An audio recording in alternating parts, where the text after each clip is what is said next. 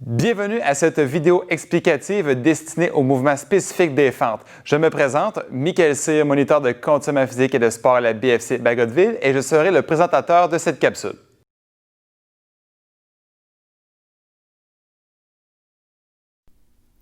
La fente, ou lunge en anglais, est un mouvement fonctionnel du corps qui consiste à effectuer un transfert de son poids corporel en faisant un pas soit vers l'avant, de côté ou encore vers l'arrière. En comparaison avec le squat, qui est un mouvement spécifique assez reconnu qu'on voit à peu près dans plusieurs programmes d'entraînement, les fentes impliquent davantage les muscles stabilisateurs. Nous verrons ça beaucoup plus tard dans la vidéo.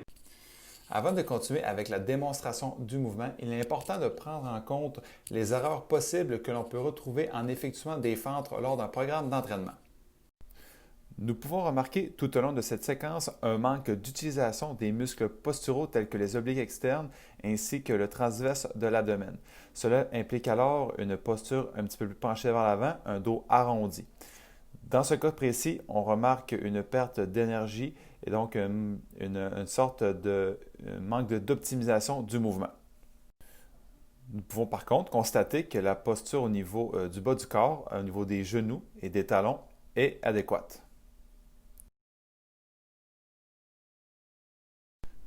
La seconde erreur que nous pouvons retrouver lors de l'exécution d'une fente est un manque d'équilibre ou un manque de contrôle des articulations. Ça implique alors, dans un risque beaucoup plus élevé au niveau des blessures, une posture déficiente. Il est recommandé alors de monter un petit peu plus la fente, donc descendre un peu moins bas, tout en engageant les abdominaux et s'assurer que le genou est bien pointé vers l'avant. Répéter le mouvement et pratiquer régulièrement et sera un bon moyen de diminuer les risques de se blesser et d'accentuer l'exécution du mouvement. Donc, la répétition, je répète, elle est vraiment importante pour bien maîtriser un mouvement. Le genou valgum ou le genou vers l'intérieur est aussi une forme d'erreur dans laquelle on peut retrouver lors de l'exécution d'une fente. Cela implique alors un manque d'optimisation, un manque d'activation des muscles fessiers. Donc, il est recommandé soit de monter un petit peu plus le corps ou encore de renforcer ses fessiers avant d'effectuer un mouvement de fente. Nous remarquons toutefois que comparativement à la première erreur dans laquelle le dos est arrondi, le dos est bien droit. Le genou vers l'extérieur est également une forme d'erreur que l'on peut retrouver. Donc, il est important que le genou soit bien aligné avec les orteils pour optimiser le mouvement. Le talon arrière qui se positionne vers l'intérieur est également une forme d'erreur que l'on peut aussi retrouver quand on effectue une fente. Ça, c'est plus pour les personnes qui sont un peu moins habituées aussi, qui ont un moins grand contrôle de l'espace qu'il y a autour de cette personne. Donc, le meilleur truc, encore une fois, c'est de la répétition, d'augmenter la hauteur aussi de la fente et simplement juste prendre conscience aussi de la position des orteils tout au long du mouvement. Vous pouvez également remarquer tout au long du mouvement que la démonstrateur, en fait, perd un peu l'équilibre. Donc, ce n'est pas vraiment une technique adéquate. Pour la dernière erreur que vous pouvez voir aujourd'hui serait le genou qui frappe le sol. Donc, en tant que tel, la posture est bonne, les genoux sont bien alignés. Par contre, on voit un manque de force pour bien contrôler le mouvement. Donc, les conseils que nous pouvons vous recommander est premièrement soit d'utiliser un support pour améliorer l'équilibre, encore répéter, apporter aussi un coussin qui est sous le genou en cas de chute, justement pour prévenir les lésions qui peuvent occasionner, car oui, plus nous touchons le sol, plus le genou frappe le sol régulièrement, plus il y a de risques de lésions et aussi de douleurs occasionnelles à la rotule. Également, aussi penser peut-être à augmenter la hauteur pour diminuer les risques et c'est toutefois plus facile aussi de maintenir la charge quand on est plus haut. En décortiquant le mouvement, nous allons en apprendre davantage au niveau de sa complexité. Pour votre propre compréhension, nous allons utiliser la jambe droite à des fins d'explication pour une fente avant.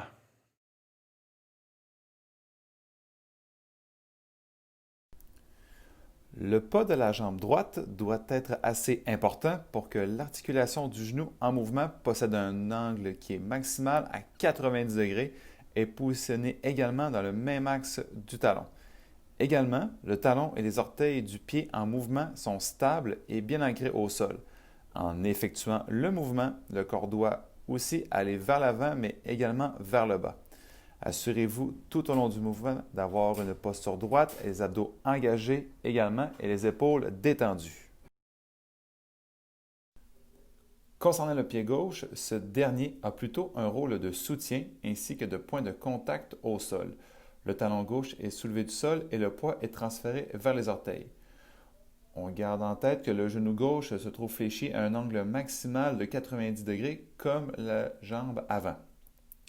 Tel que mentionné tout à l'heure, le centre du corps, le tronc ainsi que le cou sont en position neutre tout au long du mouvement. Les bras sont allongés le long du corps ainsi que les épaules détendues. Pour revenir en position de départ, effectuez tout simplement le mouvement contraire à une fente vers l'avant.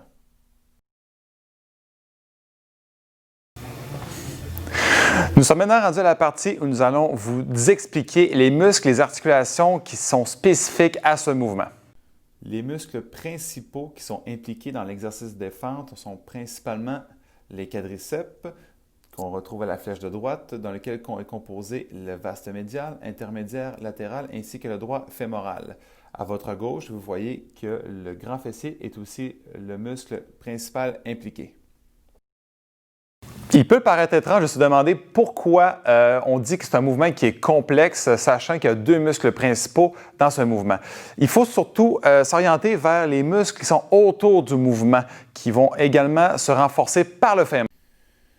En énumérant les muscles stabilisateurs qui sont autour du mouvement de la fente, nous pouvons compter entre autres le blic externe de l'abdomen, le moyen fessier, le tenseur du fascia latent, le tractus iliotibial, le chef long et court du biceps fémoral, le gastrocnémie, le long fibulaire, le long extenseur des orteils, le tibial antérieur, le court fibulaire et le solaire.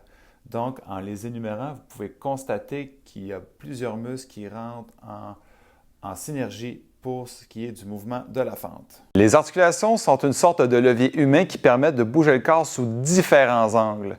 Dans le cas de la fente, les articulations en cause sont la hanche, les genoux, les chevilles et pour terminer, les orteils. Afin de monter un bon programme d'entraînement, on se pose souvent la question quel type d'exercice ou quel type de mouvement pourrait être spécifique à mon client, dépendamment de sa condition bien sûr. Dans le cas des fentes, on peut se poser la question est-ce que c'est mieux une fente allongée, donc à grands pas, ou une fente rapprochée? Selon une étude, quand on utilise les fentes rapprochées, on augmenterait en fait la charge au niveau de ligaments croisés antérieurs et postérieurs. Donc là, si quelqu'un a des problèmes de genoux, pourrait peut-être être moins adapté pour cette personne-là. Dans l'opposé, si on utilise par exemple une fente allongée, on va diminuer alors la surcharge au niveau de ces ligaments. Bien sûr, l'utilisation d'un exercice va surtout dépendre des besoins du client.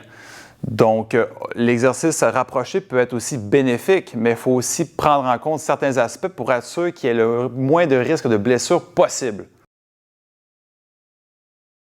Dans cette séquence, vous pourrez voir la différence entre une fente allongée versus une fente rapprochée. Remarquez que la posture demeure droite, le cou est bien aligné ainsi que les pieds bien ancrés au sol.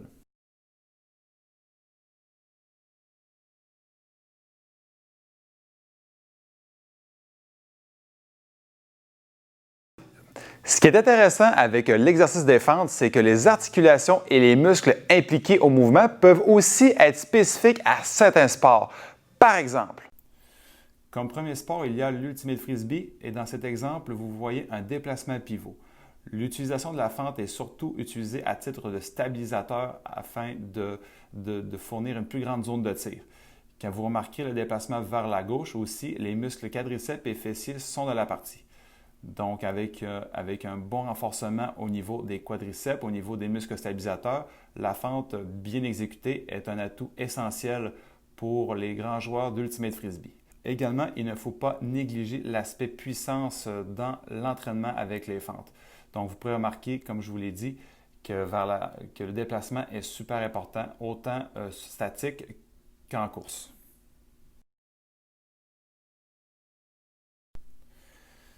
Le tennis est également un mouvement dans lequel la fente devient un exercice primordial, même intéressante pour ses joueurs. Donc, le mouvement que vous voyez présentement est une volée qui nécessite entre autres de se rapprocher vers l'avant pour pouvoir tout simplement amortir la balle et obtenir alors un meilleur contrôle. Il est important dans l'exécution de ce mouvement d'avoir une bonne rapidité pour ensuite revenir en position de départ pour ainsi se préparer pour le prochain tir.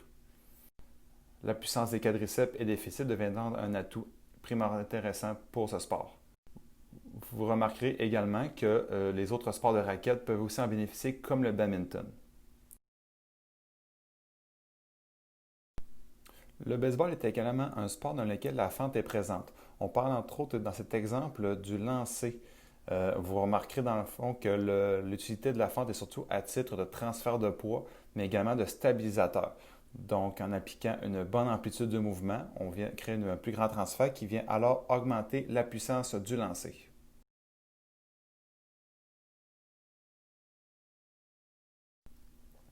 Dans le cas des coureurs de vitesse, la fente sera un exercice intéressant entre autres pour renforcer, mais aussi améliorer la puissance musculaire des quadriceps, mais aussi des fessiers. Donc, dans un départ, quand les muscles sont assez puissants, le décollage se fait beaucoup plus rapidement et ainsi l'athlète prend le dessus sur les autres compétiteurs. Comme le coureur de vitesse, la fente peut aussi être utilisée pour améliorer la puissance musculaire des jambes pour le vélo. Vous remarquez dans cette image que l'angle du genou est pratiquement similaire à celle de la fente.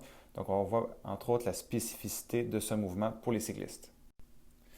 La course à pied ainsi que le soccer sont des sports malgré le fait que les mouvements principaux ne nécessitent pas une amplitude maximale comme la fente, peuvent être quand même intéressantes à renforcer avec ce mouvement.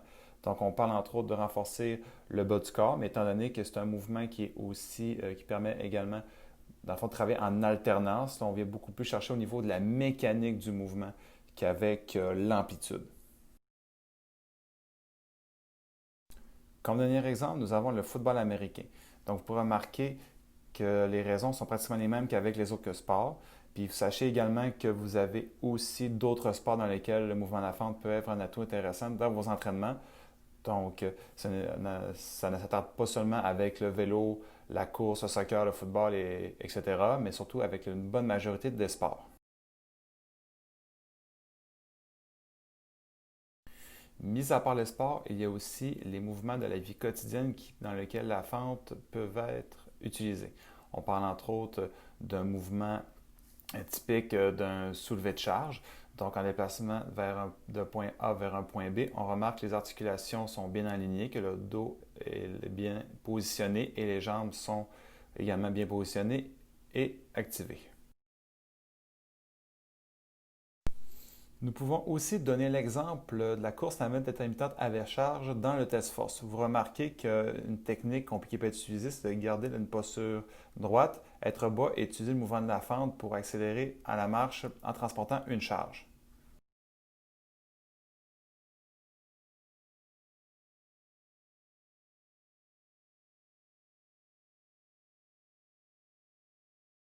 Avant de débuter avec une fente normale, dépendamment de votre niveau, il peut être recommandé aussi de passer par différentes étapes.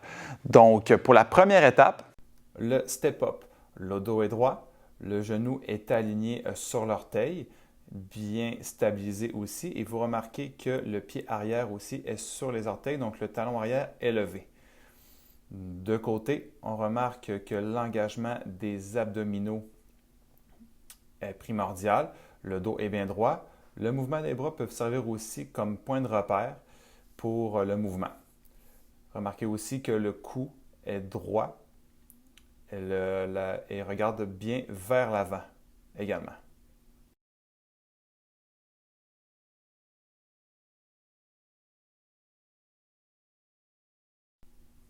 On peut aussi créer une variante si jamais le mouvement est beaucoup trop facile.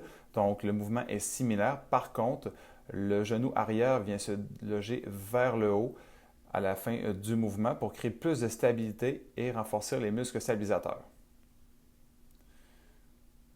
De côté, on voit également le mouvement similaire. Donc, vous voyez que le talon arrière est bien levé. Le poids est vraiment au niveau des orteils du début du mouvement jusqu'à la fin. On peut aussi créer le niveau 2 du step-up. Donc, cette fois-ci, vous venez simplement ajouter un deuxième step d'agilité pour augmenter le niveau de difficulté, mais aussi pour changer l'angle de la hanche. Donc, vous voyez que le mouvement est similaire. Le genou est aligné aux orteils, le dos est bien droit et le cou est bien aligné aussi avec le tronc. De côté, on voit le mouvement. Donc, l'orteil est bien au sol. Le talon arrière est soulevé. Donc, vous remarquez aussi que le genou n'est pas plus loin que les orteils. On parle du genou avant, bien évidemment. Le prochain mouvement, donc là, le niveau 2 du step-up avec genou haut. Donc, vous remarquez que le mouvement est similaire, encore une fois, au niveau 2. Toutefois, tel que le niveau 1, vous pouvez soulever votre jambe pour que le genou soit à la hauteur des hanches.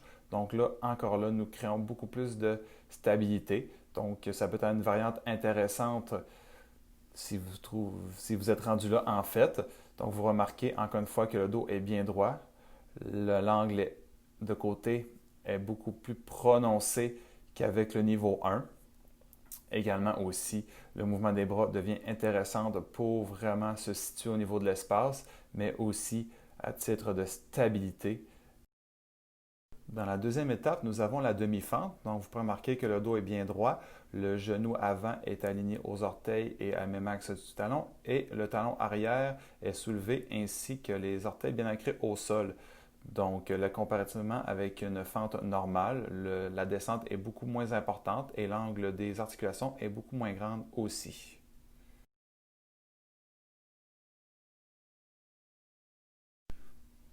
Dans une vue de face, vous voyez que le genou avant est encore là, toutefois, bien aligné, il est renforcé. Donc, si jamais vous perdez l'équilibre également pendant le mouvement, prenez juste un moment pour vous redresser. Et ça, c'est le même conseil autant pour le step-up, donc le premier niveau, le troisième niveau dont nous allons parler dans quelques instants, ainsi que les niveaux suivants. Avant d'enchaîner vers un mouvement, assurez-vous aussi que le tempo est bon et que vous avez un bon contrôle musculaire avant de faire votre descente. Nous enchaînons maintenant vers la fente sans charge. Comme vous pouvez constater, c'est le même type de mouvement que l'étape 2. Par contre, l'amplitude du mouvement est maximale. Encore une fois, vous pouvez remarquer que le talon arrière est bel et bien levé, les orteils arrière sont bien ancrés au sol et le talon ainsi que les orteils avant sont également bien ancrés au sol. Vous remarquez aussi l'angle maximal des deux genoux qui est à 90 degrés. Le genou avant aussi est bien aligné aux orteils, donc il ne bouge le moins possible. Assurez-vous aussi que les épaules sont bien détendues, les abdos engagés, le dos bien droit, ainsi que le cou, la position du cou est bien dans l'axe du tronc. Si jamais, encore une fois, vous perdez l'équilibre, assurez-vous toutefois de prendre un moment pour vous recentrer aussi et pour que vous soyez en mesure en fait de faire le mouvement sans risque de blessure, bien qu'il n'y a pas de charge pour cette étape.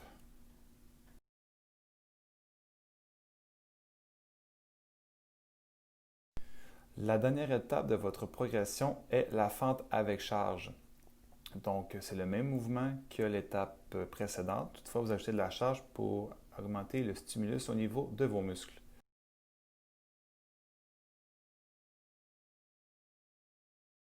Par rapport à la mise en charge, il y a une petite mise en garde. Assurez-vous d'abord, avant d'augmenter vos charges, d'avoir un bon équilibre au niveau des articulations et au niveau musculaire. Si jamais vous commencez à perdre de l'équilibre et que vous avez des charges beaucoup trop élevées, les risques de blessures sont beaucoup plus importantes. Dans ce cas-ci, je vous recommande de diminuer vos charges afin de bien maîtriser le mouvement avant de pouvoir augmenter votre charge.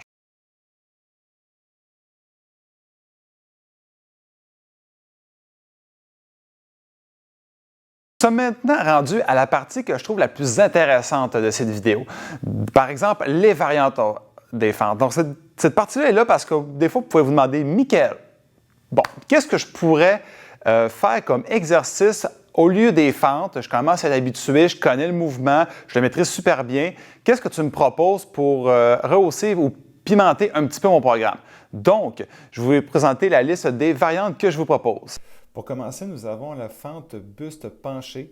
Donc, tel que la fente s'en charge, vous inclinez tout simplement votre buste vers l'avant et le cou est bien aligné avec le tronc. Ce qui est particulier avec ce mouvement, dans le fond, c'est qu'on vient encore plus travailler les extenseurs de la hanche, étant donné que la posture est beaucoup plus inclinée. Donc, vous remarquerez en l'effectuant également que vos fessiers sont beaucoup plus engagés aussi et un plus grand emphase au niveau des quadriceps aussi. Le deuxième exercice, donc, sont des fentes arrière. Donc, c'est le même type de mouvement qu'avec la fente avant. Par contre, vous remarquez entre autres que vous allez chercher une meilleure stabilité et aussi une moins grande utilisation en fait de votre genou. Donc, étant donné que le poids est plus vers l'arrière, vous avez moins de force, moins de tension, dirais-je, au niveau des ligaments du genou. Les postures est la même, donc le talon arrière est bien ancré, bien vers le haut. Le troisième exercice, donc les fentes latérales, c'est un genre de squat, sauf qu'on vient allonger la jambe opposée et fléchir la jambe, par exemple, gauche dans cette fois-ci. Donc le genou est bien aligné avec les orteils, le dos est droit, les hanches sont bien ancrées vers l'avant aussi, le tronc est droit. Les épaules sont détendues, le cou doit être aligné avec le tronc pour éviter tout risque de douleur et le genou, encore une fois, un angle de 90 degrés. L'autre exercice sont les fentes croisées, donc cherchez un petit peu plus au niveau de la souplesse. Par contre, vous remarquerez que l'emphase est beaucoup plus au niveau des fessiers. Et il est très important de maintenir l'angle, pas l'angle, mais le mouvement de la hanche vers l'avant. Nous venons maintenant rehausser le niveau de difficulté avec des fentes bulgares. Donc, vous remarquez que nous utilisons une chaise pour cet exercice. Donc, on remarque que l'angle des genoux est encore similaire avec la fente normale, donc un angle de 90 degrés. Le dos est droit et bien aligné, ainsi que le cou. Le talon avant est bien ancré au sol avec les orteils et le talon arrière est bel et bien soulevé et les orteils bien ancrés sur la chaise. Donc, on vient encore rehausser le niveau de difficulté, entre autres pour ce qui est des stabilisateurs. Donc, ça va être super important de maintenir son équilibre. Si jamais vous commencez à perdre l'équilibre, ne vous inquiétez pas. Faites simplement prendre quelques secondes pour vous recentrer et vous repartirez par la suite. L'avant-dernier exercice serait des fentes sautées. Donc, en mouvement de fente, la particularité est de travailler au niveau de la puissance. Donc, en gardant le dos droit, les genoux bien alignés et le cou bien aligné, vous venez tout simplement sauter vers le haut en changeant de côté vos pieds à chaque fois. Pour le dernier exercice, cette fois-ci, on appelle les fentes arabesques. Donc, la grande particularité, c'est vraiment au niveau de stabilisation. Donc, on ne vous recommande pas de le faire si vous n'êtes pas prêt, si vous n'êtes pas assez stable, entre autres avec les fentes bulgares. Donc, en gardant le dos droit, le genou aligné, 90 degrés et le genou arrière également. Vous allez tout simplement balancer votre corps vers l'avant et tout en maintenant le pied arrière dans les airs. On n'est pas obligé de descendre le plus possible, mais simplement travailler au niveau stabilisateur. Donc, peu importe la hauteur, l'important est de garder le pied arrière soulevé dans les airs et les talons avant et les orteils bien ancrés au sol.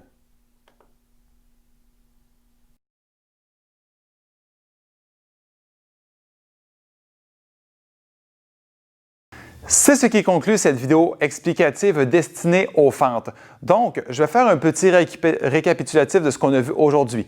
Nous avons commencé par décortiquer le mouvement avec les articulations et les muscles impliqués. Nous avons également vu les erreurs possibles. Nous avons vu les différentes tâches, les mouvements spécifiques à certains sports aussi dans lesquels les fentes sont impliquées. Nous avons vu aussi comment progresser pour avoir une fente qui est quasi parfaite. Nous avons vu également aussi la différence entre les fentes rapprochées, les fentes éloignées. Nous avons vu aussi différentes variantes qui peuvent pimenter votre programme d'entraînement et plein d'autres trucs. Donc, je vous invite à revoir cette vidéo si jamais vous avez oublié quelque chose. Également, allez voir aussi la page Facebook PSP BFC Bagotville pour d'autres vidéos et également de juste profiter des autres vidéos qui vous est proposées sur cette plateforme. Donc, c'était Michael Cyr et je vous souhaite à tous bonne journée.